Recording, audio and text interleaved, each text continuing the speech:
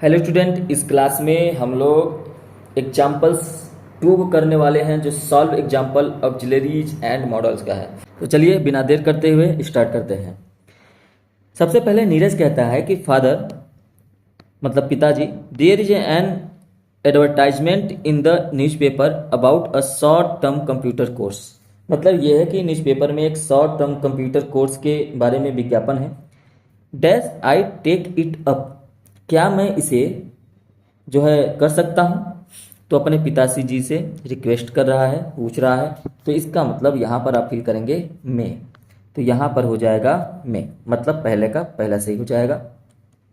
फिर आगे कहता है, तो मतलब इसके पिताजी कहते हैं इफ़ यू थिंक, यदि तुम्हें ऐसा लगता है, क्या लगता है कि dash cope with it in spite of your board exam you may join it. मतलब अगर तुम्हें लगता है कि अपनी बोर्ड परीक्षाओं के बावजूद तुम इसे कर सकते हो तो इसे जरूर करो। तो यहाँ पर एक डैश है, यहाँ पर क्या फिल करना है। तो इसकी कैपेबिलिटी की विषय बात हो रही है कि अगर तुम्हें लगता है कि बोर्ड के एग्जाम के साथ साथ तुम ऐसा कर सकते हो, तो यहाँ पर अब कैपेबिलिटी या कैपेसिटी की बात होती है तो कैन का यूज करते हैं। तो यहाँ पर क्या हो जाएगा, कैन, मतलब बी का भी दूसरा पहला ही सही हो जाएगा। तो ये है कि यहाँ पे ये कहा गया इफ यू थिंक, ये तुम्हें लगता है, you can cope with it in spite of your board exams you may join it. ठीक। फिर नीरज कहता है I don't think I dash have any problem, मुझे नहीं लगता है कि मुझे कोई प्रॉब्लम होगा। तो यहाँ पर नीरज क्या कहता है, नीरज कहता है कि मुझे नहीं लगता कि मुझे कोई परेशानी होगी। तो यहाँ पर एक सिंपल सा सेंटेंस है, शैल हैव विल हैव का यूज करेंगे। तो यहाँ पर आई के साथ किसका यूज होता है, शैल का, तो आई के साथ शैल लगा दीजिए, मतलब आई शैल हैव एनी प्रॉब्लम, मुझे कोई समस्या नहीं होगी। क्लियर है। आगे फिर पिताजी कहते हैं you dash only have to sit up till late in the night. मतलब ये कि उसके पिताजी कहते हैं कि तुम्हें देर रात तक इसमें बैठना होगा, है ना, क्योंकि इसका बोर्ड का एग्जाम भी है, कंप्यूटर कोर्स भी करना है, तो उसे देर रात तक तो बैठना ही होगा। तो इस केस में वो क्या करें, तो यू डैश, अब यहां पे फिल करेंगे विल, क्या फिल कर देंगे, विल।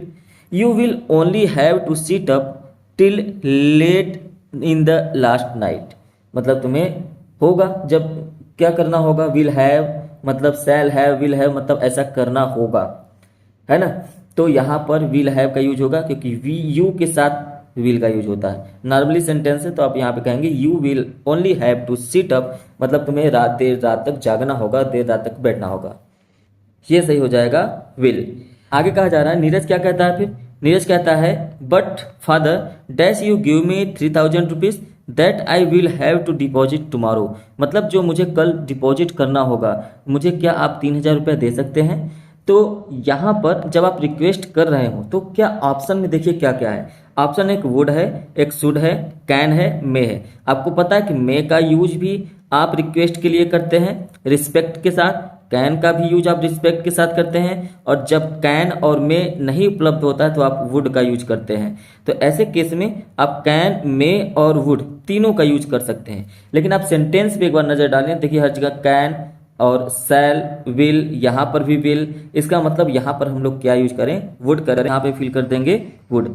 तो इसके बाद इसके पिताजी कहते हैं you dash worry about that, तुम्हें इन सब विषय में चिंता करने की जरूरत नहीं है। जरूरत नहीं है मतलब नीड नॉट, तो यहाँ पे फिल कर देंगे नीड नॉट। ठीक है। इसके बाद कह रहा है कि in that case I will join it. अब इस केस में उसके नीरज कहता है कि मैं इस स्थिति में उसे ज्वाइन कर लूंगा। तो उम्मीद है कि आपको ये बात समझ में आई होगी कि कैसे मॉडल को फिल किया जाता है। ऑप्शन जो होते हैं लगेगा कि संभावना है, पॉसिबिलिटी है कि ये कर सकें, और वहाँ पे आपको दिमाग लगाना होगा अपना, उस तरीके से पकड़ पाएंगे ऑप्शंस को। ठीक है। तो चलिए मिलेंगे नेक्स्ट क्लास में एग्जाम्पल्स नंबर 3 के साथ। तब तक के लिए थैंक यू।